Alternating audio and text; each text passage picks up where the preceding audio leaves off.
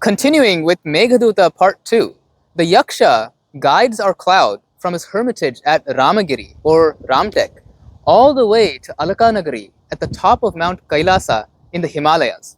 He says to the cloud, Mandam mandam nudati pavanaschanukulo yathatvam.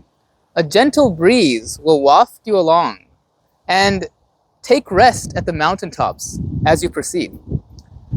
Kinna kinna shikarishu padam nyasya gantasi yatra kshina kshina parilagupaya srotasam chopabhujya. As you proceed, use the mountaintops as your resting spots and quench your thirst with the water from the streams. It's a long way to Alakanagari, so you have to take some breaks in between. He's treating the cloud as his friend. From Ramagiri or Ramtek, the dark cloud departs and reaches Amrakuta, filled with wild mango trees, also known as Amarakantak. Here, the poet gives us a bird's eye view. Nunam yasyatyamarmituna prekshaniyam avastham madhye shyamah stana iva bhuva shesha vistara panduh. While you're resting on the Amrakuta mountain, to the deities strolling in heaven, looking down below, you will appear like Mother Earth's breast, dark in the center and pale surrounding. Madhye shyamah stana iva bhuvaha shesha vistara panduh.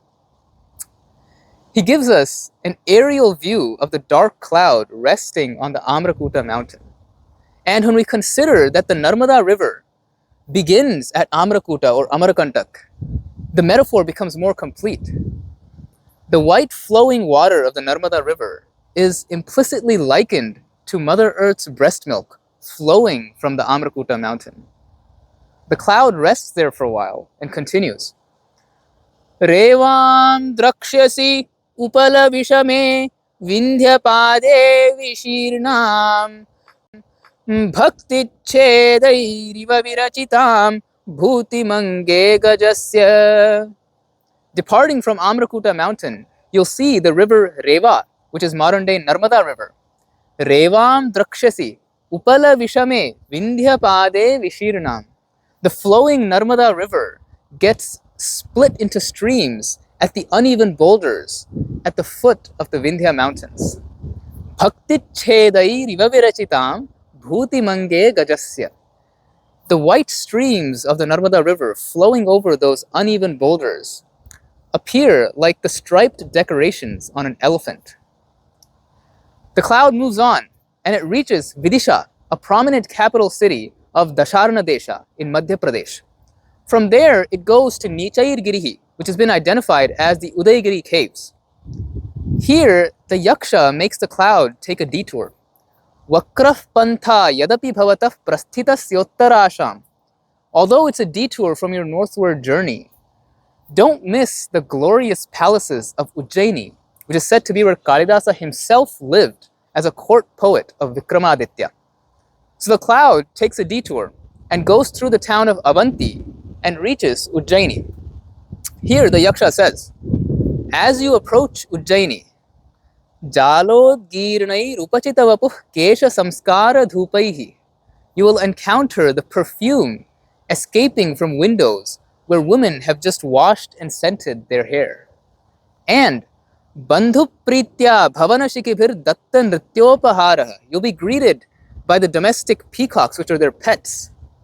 Peacocks celebrate the onset of the rain with a dance. So these domestic peacocks, upon seeing a cloud, will gift you with a dance. Datta nrityopahara. We're getting a picture of the urban life of Ujjaini here. The cloud stays the night and departs at sunrise. As he leaves, the Yaksha tells him to avoid the path of the sun. And the reason he gives is unforgettable. Prale asram kamalavadanat sopi hartum nalinyaha.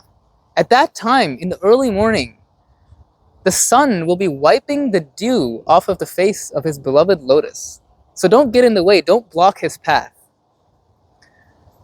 we're seeing here a tinge in every description, a tinge of viraha, the angst of separation, which the yaksha himself is experiencing because he's separated from his beloved wife. And we notice this in the morning. The sun melts the lingering dew on flowers and plants. And the sky is clear, the clouds aren't blocking it. These are natural phenomena to which Kalidasa is giving a poetic reason. And he does it smoothly as part of the flow of the poem. It's not a forced or dedicated effort. He just puts a light stroke on things as the cloud moves forward. So the cloud departs Ujjaini and comes to the Shipra river, which goes by the same name today, and it's one of the places where the Kumbh Mela is celebrated. From there, it goes to a temple of Skanda at Devagiri, which is identified with a small hill in the vicinity of Unhel in Madhya Pradesh. Then it crosses the Charmanvati river, which is modern-day Chambal river, and reaches the town of Dashapura, modern-day Mandsaur. After that, the cloud travels far north all the way to Brahmavarta, situated between the Saraswati and Drishadwati rivers, and makes its way to Kurukshetra in modern-day Haryana, the site of the Mahabharata war. These are all significant historical and cultural landmarks. From there, it goes to the Saraswati river and makes its way to Kanakhala, a small town near Haridwar, bordering the Ganga river. Then it goes to Gangotri, the origin of the Ganga river, and makes its way to the Krauncha pass, or Hamsa Dwara, which has been identified as the Niti pass bordering Tibet. This Hamsa Dwara is also called the Goose Gateway.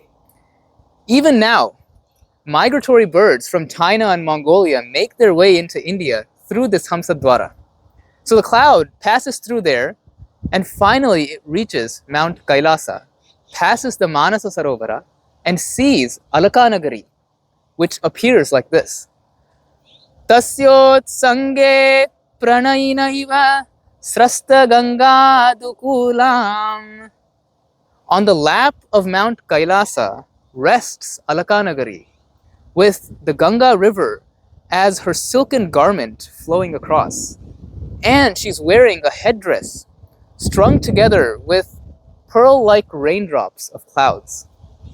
With this verse ends the Purva Megha, the first part of Meghaduta. The second part, called Uttara Megha, covers the cloud's journey into Alakanagari, meeting the Yaksha's wife, and delivering the message, which we'll cover in an upcoming video. Hope you all enjoyed, and stay tuned for more.